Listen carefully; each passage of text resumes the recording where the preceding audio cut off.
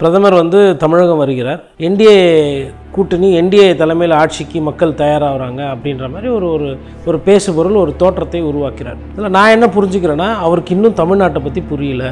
என்ன பத்திரிகையாளர் இப்படி சொல்கிறாரு, ஒட்டுமொத்த பாரதத்தையும் ஆள்ற ஒரு பிரதமர், இந்தியாக்கினுடைய பிரதமரை இந்த மாதிரி சொல்கிறாரு. ஆமாம், அது உண்மைதான். நாங்கள் தான் தலைமை, நாங்கள் என்டிஏ கூட்டணி அமைப்போம், நாங்கள் ஆட்சி புரிவோம் அப்படின்னு சொன்னீங்கன்னா, நீங்கள் என்றைக்கெல்லாம் நீங்கள் ஆட்சி புரிவீங்க, நீங்கள் தலைமை தாங்கன்னு நீங்கள் சொல்லியிருக்கீங்களோ அன்றைக்கெல்லாம் நீங்கள் தமிழகத்தில் தோல்வி பெற்றிருக்கீங்க. என்டிஏ சர்க்கார் அப்படின்னா போயிட்டு வாப்பா, அப்படியே பாருப்பா, ரொம்ப நல்லது, அப்படியா, ஓ எல்லாம் பார்க்குறாங்க மக்கள். பிஜேபி மீது கோபம் குறைந்து இருக்கிறது, பிஜேபி காங்கிரஸை விட வளர்ந்துருக்குது. அதனால் பிஜேபி இங்கே கால் விழுறது, இல்லை பிஜேபி இந்த மண்ணை ஆளணும்னு நினைக்கிறது, இல்லை இங்கே ஒரு ஏக்நாத் ஷிண்டே உருவாக்கணும்னு நினைக்கிறதெல்லாம் சாத்தியம் இல்லை. மாநில அரசும் ஒன்றிய அரசும் சேர்ந்து டபுள் இன்ஜினாக போனால் தமிழ்நாடு வளர்ச்சி அடையும்னு. டபுள் இன்ஜினாக போய் நீங்கள் என்ன பண்ணுவீங்க? மத்திய அரசு ஒரு வரியை போட்டு வாங்கும், மாநில அரசு ஒரு வரியை போட்டு வாங்கும். இல்லையா, பீகாரில் இருக்கு, ஊபியில் இருக்கு, அதெல்லாம் தமிழகத்தை விட அதெல்லாம் கம்மி. அதனுடைய ஓட்டம், அதனுடைய செயல்பாடு, அதனுடைய திறன், அதனுடைய ரிசல்ட் எல்லாம் பார்த்தீங்கன்னா தமிழக உத்தரப்பிரதேசத்துக்கு, ராஜஸ்தான், மத்திய பிரதேசம் அதோட செயல்பாடு திறன் கம்மி. இவர்கள் இல்லை என்றால் நம்மளுடைய இந்திய திருநாட்டோட வளர்ச்சி இதை விட இன்னும் நல்லா இருக்கும். இந்த தேர்தல் எப்படி இருக்கும்னா, முதல்வர் ஸ்டாலின் அவர்களோட திட்டங்கள் மக்கள்கிட்ட போய் சேர்ந்துருக்காங்க. முதல்வர் ஸ்டாலின் அவர்களோட ஆட்சி நல்லா இருக்குது, எங்களுக்கு பிடிக்குது அப்படின்ற பட்சத்தில் அவர் திருப்பி ஓட்டு போட்டு ஜெயிக்க வைப்பாங்க. இங்கே ஸ்டாலின் அவர்களை வைத்து தான் இந்த தேர்தல். இதில் பிரதமர் மோடி என்ன சொல்கிறாரு, அமித்ஷா என்ன சொல்கிறாருன்றது இங்கே சப்ஜெக்ட் கிடையாது. மோடி வருகையை பார்த்து தமிழ்நாட்டில் இயற்கையிலேயே மழை அந்த சூரியனை மறைத்து விட்டது. இது ஆட்சியில் ஒரு எதுகை மோனையாக அந்த நேரத்தில் சொன்னார்.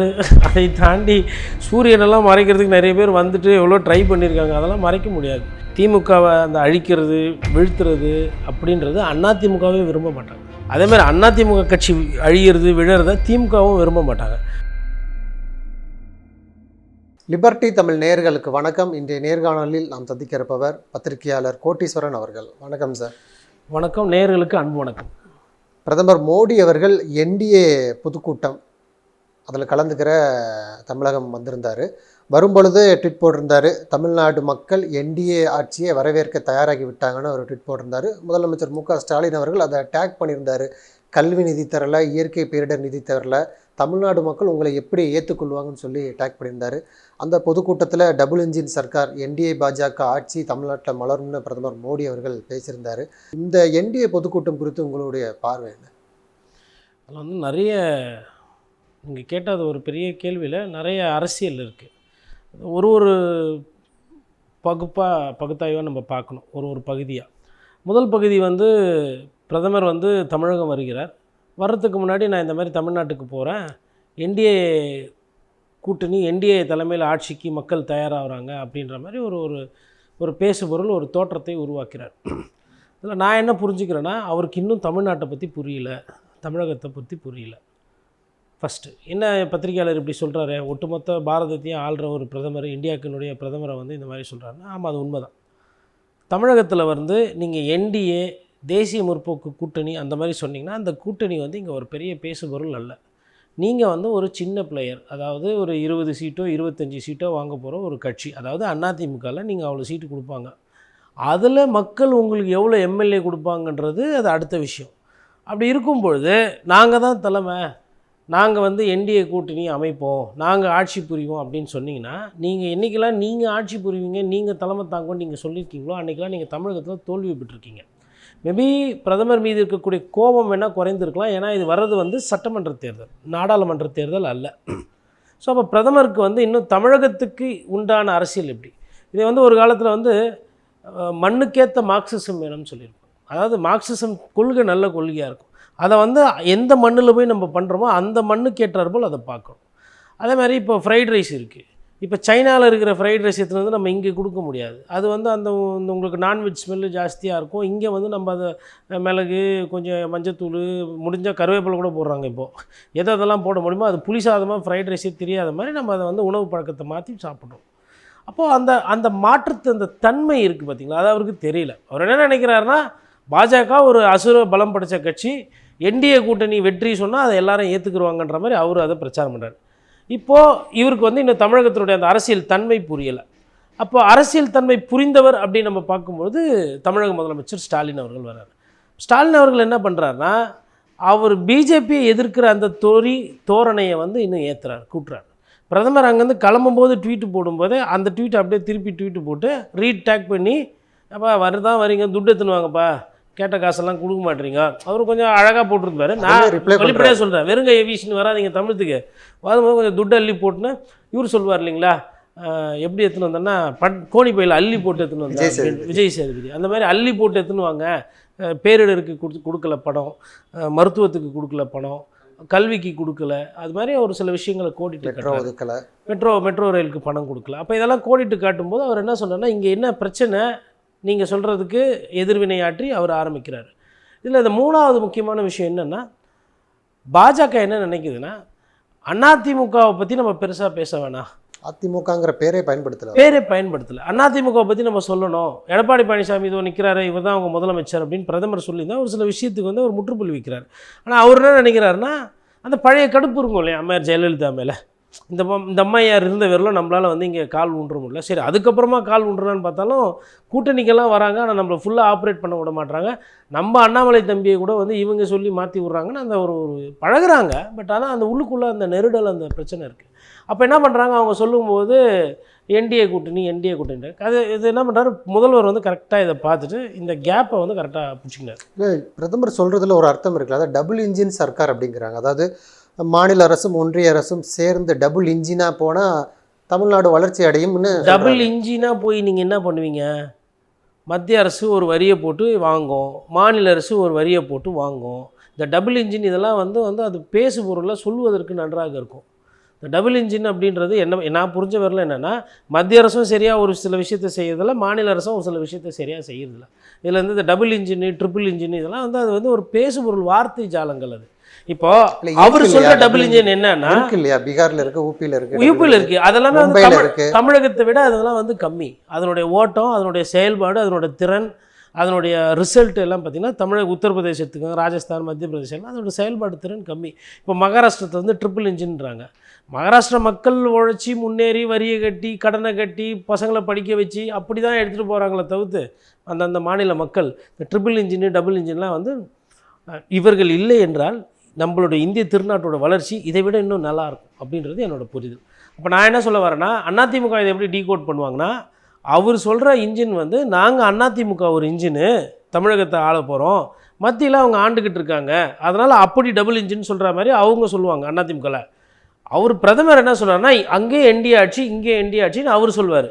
திமுக என்ன சொல்லுவாங்கன்னா, மேலேயும் பாஜக ஆட்சி கீழேயும் பாஜக ஆட்சி, இது தமிழகத்துக்கு நல்லதுன்னா திமுக பிரச்சாரம் பண்ணுவோம்.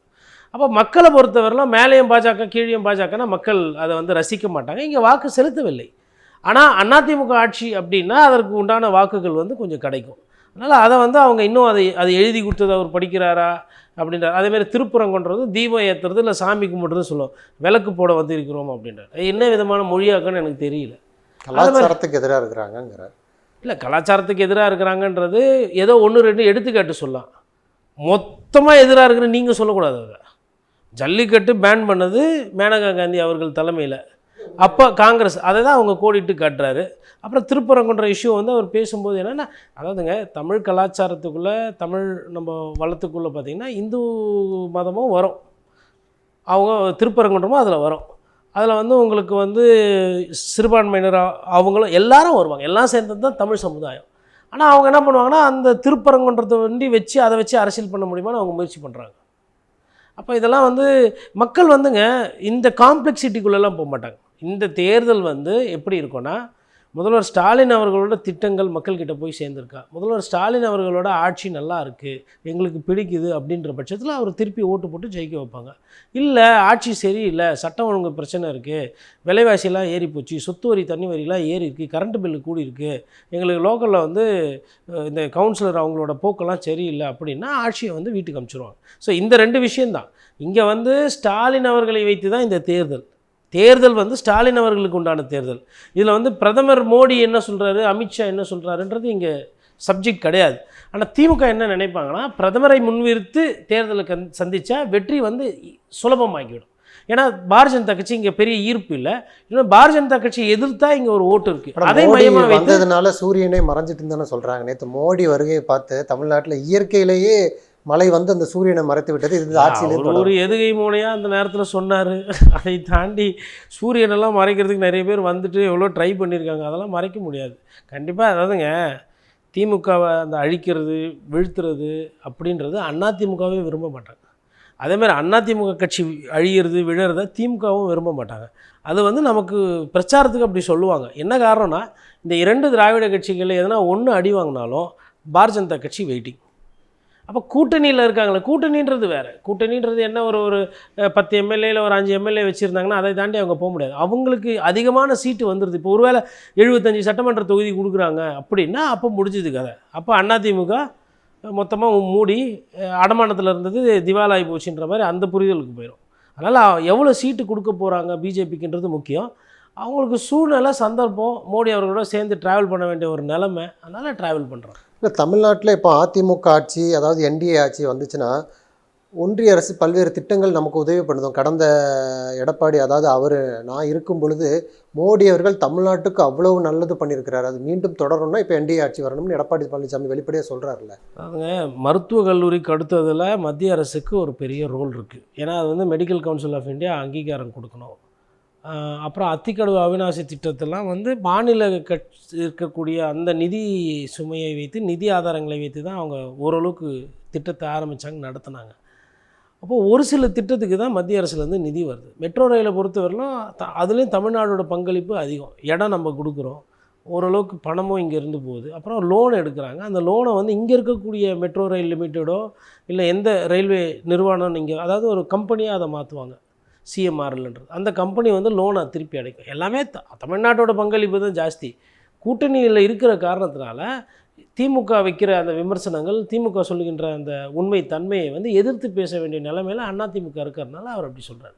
மற்றபடி வரலாறு எடுத்து பார்த்திங்கன்னா, காங்கிரஸ் கட்சியோ இல்லை பாஜகவோ இல்லை மத்தியில் எந்த ஆட்சி இருந்தாலும் சரி, தமிழகம் அதிகமாக உழைக்கக்கூடிய மண்.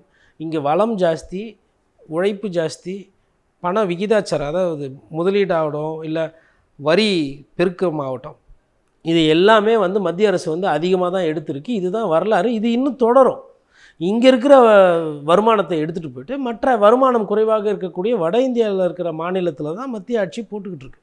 இது பிஜேபி விதிவிலக்கல்ல. ஆனால் அவங்க கூட்டணியில் இருக்கிற காரணத்தினால அதை சொல்கிறாங்க. இப்போ தொடர்ச்சியாக எடப்பாடி பழனிசாமி நேற்று கூட சொல்லியிருந்தார், 210 இடங்களை நாங்கள் வெற்றி பெறுவோம், அதிமுக ஆட்சி அமைக்கும் தான் சொல்கிறாரு. ஆனால் அமித்ஷாவாகட்டும் மோடி ஆகட்டும் தொடர்ச்சியாக என்டிஏ ஆட்சி, பாஜக ஆட்சினே சொல்கிறாங்கல்ல. இது இந்த தேர்தலில் அது ஒரு முரண்பாடோடு அந்த தேர்தலை என்டிஏ கூட்டணி அணுகுதா அப்படிங்கிற ஒரு பார்வை இருக்கு இல்லையா? அதை எப்படி பார்க்குறது? முரண்பாடு கிடையாது. அவங்களுக்கு வந்து என்டிஏன்னு சொல்லி பழக்கமாகி போச்சு. அவங்க போகிற இடத்துலலாம் ஹிந்தியில் பேசும்போது என்டிஏ கா சர்க்கார், டபுள் இன்ஜின் கா சர்க்கார்னு ஒரு டெம்ப்ளேட் வச்சுருக்காங்க. ராஜஸ்தானில் போனாலும் அதே டெம்ப்ளேட்டு தான், மகாராஷ்டிரத்தில் போனாலும் அதே டெம்ப்ளேட்டு தான், கேரளாவுக்கு போனாலும் அதே டெம்ப்ளேட் தான். நாங்கள் மேலே ஆள்றோம், இங்கேயும் வேணால் நாங்கள் டபுள் இன்ஜின் சர்க்கார்னுவாங்க. எப்போ உங்கள் இன்ஜின் சரியில்லைன்ட்டு தான் தமிழ்நாட்டிலையும் சரி தென்னிந்தியாவிலும் சரி அந்த இன்ஜினுக்கு ஓட்டு போகிறதில்ல. ஆனால் அவங்க என்ன நினைக்கிறாங்கன்னா, வட இந்தியாவுக்கும் தென்னிந்தியாவுக்கும் மாற்றம் இருக்குன்றது இந்த நொடி வரலாம் அவங்களுக்கு புரியல. கிளிப்புள்ளிக்கு மனப்பாடம் பண்ணவங்களை நீங்கள் எப்படி போய் மாற்ற போகிறீங்க?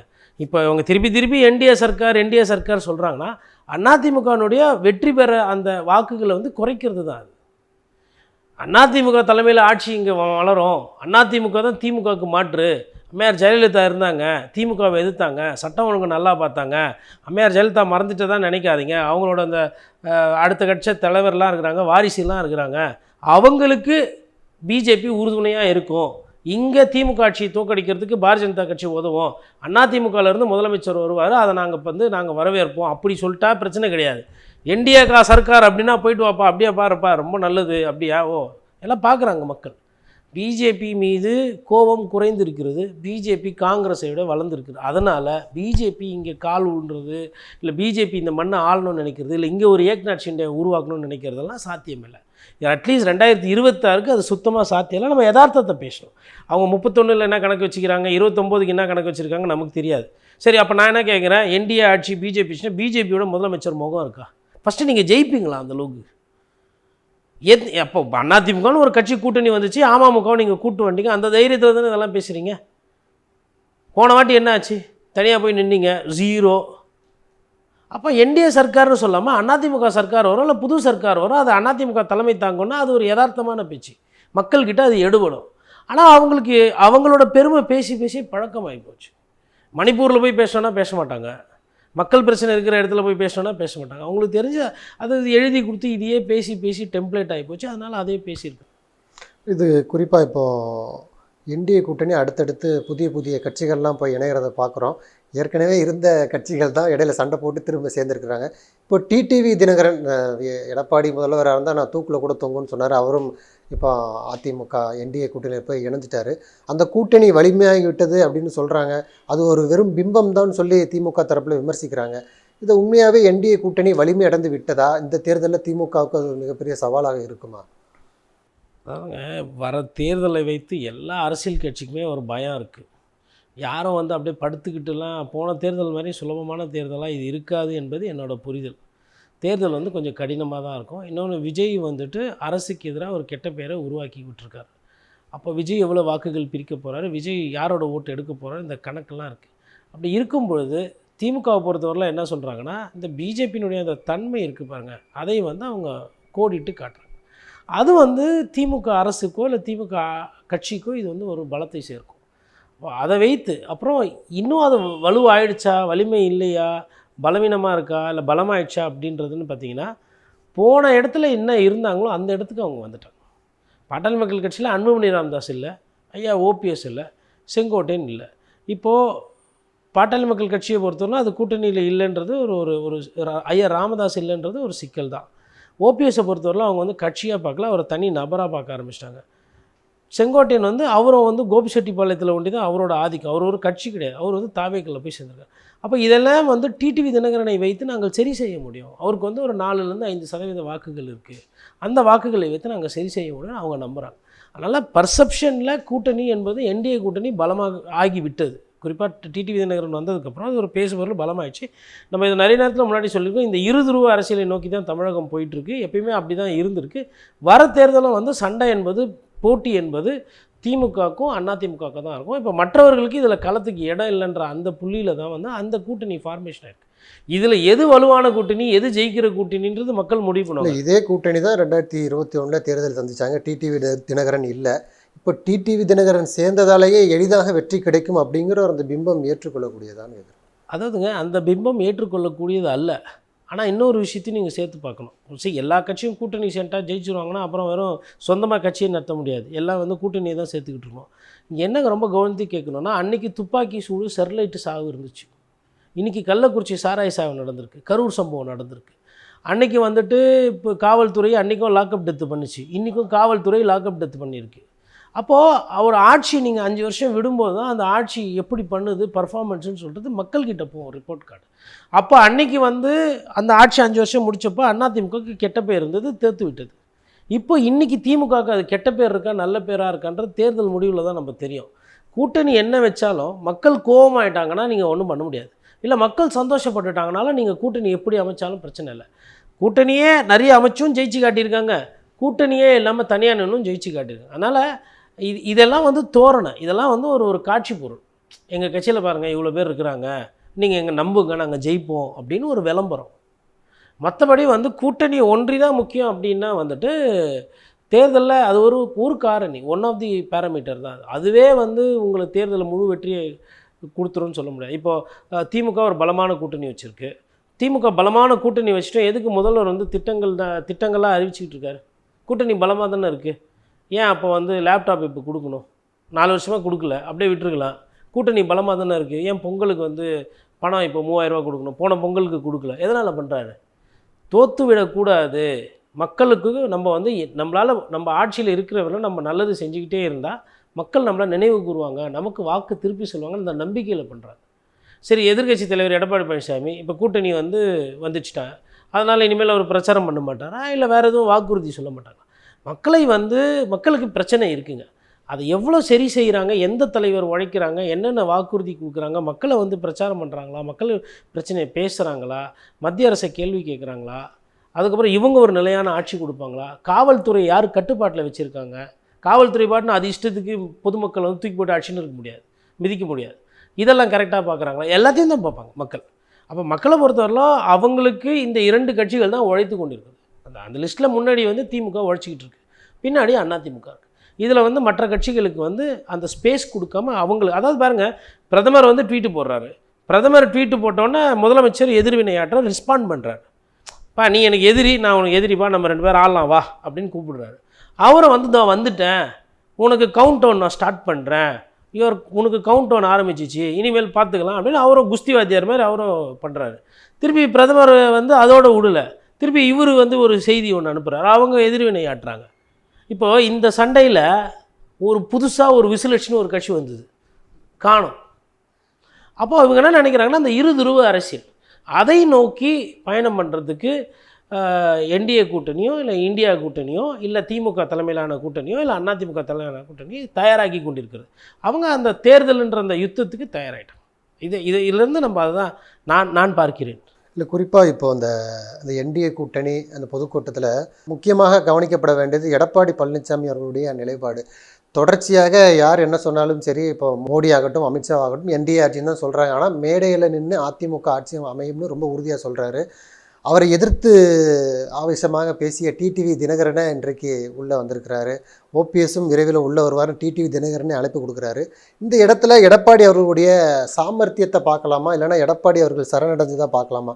இந்த தேர்தலில் வந்து முதலமைச்சர் ஆகிறதுன்றது ஓபிஎஸ் ஆக முடியாது, டிடிவி தினகரன் ஆக முடியாது, நயினார் ஆக முடியாது, அண்ணாமலை ஆக முடியாது, வானதி ஸ்ரீனிவாசன் ஆக முடியாது, இல்லை வேறு கூட்டணி கட்சிகளில் யார் யார் நிற்கிறாங்க, பாட்டாளி மக்கள் கட்சி அன்புமணி ராமதாஸ் ஒரு வேளை தேர்தலில் நின்று அவர் முதலமைச்சர் ஆக முடியுமா அப்படின்னா யாருக்கு சாத்தியக்கூறு இருக்குன்னா, எந்த கட்சியும் ஒரு 150 சீட்டுக்கு மேலே நின்று ஒரு 118 120 சீட்டு ஒரு கட்சிக்கு ஜெயிக்கிற தகுதி சக்தி இருக்கோ அந்த கட்சியில் தான் முதலமைச்சர் வர முடியும். ஸோ அந்த சக்தி அந்த தகுதி இருக்குன்னா இன்றைக்கி 2 கட்சிக்கு தான் இருக்குது, ஒன்று திமுக ஒன்று அதிமுக. அப்போது எடப்பாடி பழனிசாமிக்கு அதிமுகன்னும் போது அவருக்கு தான் அந்த வாய்ப்பு இருக்குது. அதனால தான் வந்து முதல்வர் வேட்பாளர் அவங்க அறிவிச்சிட்டாங்க ஒரு சிலர். அமித்ஷாவோட வாயிலையும் மோடி அவர்களோட வாயிலையும் அந்த வார்த்தை ஏன் வராதுன்னா, தமிழகத்துலேருந்து யார் ஒருத்தர் அவங்களுக்கு பெருசாக தலைவலியாக வந்துட்டாலும் அவங்களுக்கு அதை ஏற்றுக்க மாட்டாங்க. இன்றைக்கி தேதியில் ஸ்டாலின் அவர்கள் எதிர்க்கிறாரு, அதையே அவங்களால சரியாக சமாளிக்க முடியல, அதுக்கு ஈடு கொடுக்க முடியல.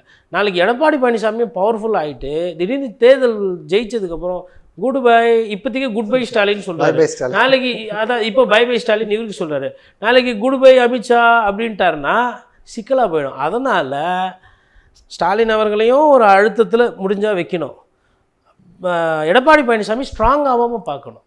ஏன்னா இப்போ ஒரு வேளை நாளைக்கு சரிப்பா நாங்கள் திருப்பி பாராளுமன்ற தேர்தலில் இவர் நல்ல கட்சியை பலமாக்கிட்டு உங்களுக்கு 4 சீட்டு தரேன் அப்படின்றாருன்னு வச்சுக்கோங்களேன், அவங்க என்ன பண்ணுவோம், ஐயோ அம்மா அப்பான்னு வயிற்றில் வேலை கட்டுவாங்க.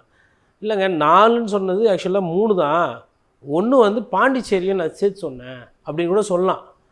அப்போ அந்த மாதிரி இவங்க வந்து 24 மணி நேரம் அரசியல்வாதிகள், யார் எப்போ எப்படி மாறுவாங்க, இந்த வாய் எப்படி பெறலும், துரோகியை கூட நம்பலாம் எதிரியை நம்பக்கூடாதுன்னு. அப்புறம் பார்த்தா மறுநாள் 2 பேரும் தேநீர் விருந்து காலில் குச்சிட்டு இருப்பாங்க. கேட்டால் நாங்கள் பாசப்பறவைகள், ஒரே தாயின் பிள்ளைகள், அம்மா பிள்ளைகள் அப்படின்றாங்க. அங்கே போய் பார்த்தா வைகோவை போய் பார்த்தீங்கன்னா, நான் வந்து என்னோடய அண்ணனோட சண்டை போட்டுருந்தேன், நான் தான் மொதல் பையன், ஸ்டாலின் அப்புறம் தான் எனக்கு பிறகு வந்தார், நான் தனி கொடுத்துன்னு போயிருந்தேன், இப்போ வந்து சேர்ந்து வந்துட்டேன் அப்படி. இல்லைப்பா கல்லறி கூட மன்னிக்காது சொன்னீங்களா, அது அன்னைக்கு போன மாதம், இது இந்த மாதம் அப்படின்றாங்க. அதனால் இவங்க வந்து எப்படி வேணால் மாறுவாங்க. பட் இதில் என்னென்னா, பிரதமர் மோடி அவர்கள் எடப்பாடி பழனிசாமி இல்லை பாஜக, எடப்பாடி பழனிசாமி அவர்கள் ஸ்ட்ராங் ஆகிறத அவங்க விரும்ப மாட்டாங்க அடிப்படையில்.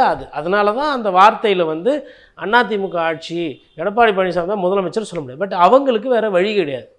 ஏன்னா அவங்க ட்ரை பண்ணி பார்த்தாங்க, அதிமுக இல்லாத ஒரு என்டிஏவை அமைத்து ஒரு கூட்டணி போட்டி ட்ரை பண்ணி பார்த்தாங்க. அப்புறம் ஓபிஎஸை கூப்பிட்டு வளர்த்து விட்டு பார்த்தாங்க, செங்கோட்டையனை கூப்பிட்டு தடவி கொடுத்து பார்த்தாங்க, எல்லாம் பண்ணாங்க. இன்னொரு ஏக்நாத் சிண்டே நான் அதாவது என்ன சொல்கிறீங்க, மகாராஷ்டிரத்தில் ஒண்டி தான் என்னால் உருவாக்க முடியுமா, தமிழகத்தில் உருவாக்க முடியாதா, அப்படியே உருவாக்கணும்னு பார்த்தாங்க. அதே மாதிரி திமுகவையும் உடைக்கிறதுக்கு உண்டான முயற்சி செஞ்சுருப்பாங்க.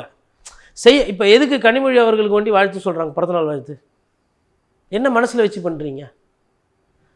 அப்படி எல்லா தலைவர்களுக்கும் நீங்கள் வாழ்த்து சொல்கிற ஆள் கிடையாது. அப்போது எங்கன்னா எதனா ஓட்டம் கிடைக்குமா, எதனா ஒரு ஆட்டத்தை கெடுக்க முடியுமா, எதனா ஒரு குடும்பத்தை உடைக்க முடியுமா, எதனா ஒரு கட்சியை பிரிக்க முடியுமா? அதாவது குடும்பம்னு சொல்கிறது கட்சியை சொல்கிறேன். அது வந்து பார்த்துக்கிட்டே இருக்கிறாங்க. எந்த கட்சியில் கேப் கிடைச்சாலும் இப்போ தாவேக்கால சம்பந்தமே இல்லாமல் உள்ளே பூந்து கண்ட்ரோல் பண்ணுறாங்களா? இவங்களை கேட்டால் இல்லைன்னுவாங்க. பாசிச பாஜகவா ஆஜோ ஆவோ நான் இப்போ காட்டுறேன்ற மாதிரி. அதனால் பாஜகவை பொறுத்தவரையில் அந்த தன்மை என்பது தெளிவு. அவங்க வந்து என்னென்னா, அதில் முதலமைச்சர் ஒரு விஷயம் சொல்லுவார், பாஜக விழுங்கிடும் அப்படின்னு. எடப்பாடி பழனிசாமி கூட நாங்கன்னா விழுங்குற மாதிரியா இருக்கிறோம் அப்படின்ற மாதிரி சொல்லுவார். அப்போ முதல்வர் சொல்கிறதுலேயும் ஒரு உண்மை இருக்குது, எடப்பாடி பழனிசாமி எதிர்வினை ஆற்றுறதுலேயே உண்மை இருக்குது. 2 பேருமே பாஜகவை வைத்து அந்த புரிதல் இருக்குது. அதனால தான் இந்த தமிழ்நாட்டில் பார்த்திங்கன்னா அது இருதுருவ அரசியலாக தான் அடுத்த கொஞ்சம் வருடங்களுக்கு போகுன்றது என்னோட கணிப்பு. நன்றிண்ணே, நிறைய தகவல்களை நேரில் சொல்லியிருக்கீங்க. உங்களுடைய நேரத்துக்கு மிக்க நன்றி. நன்றி.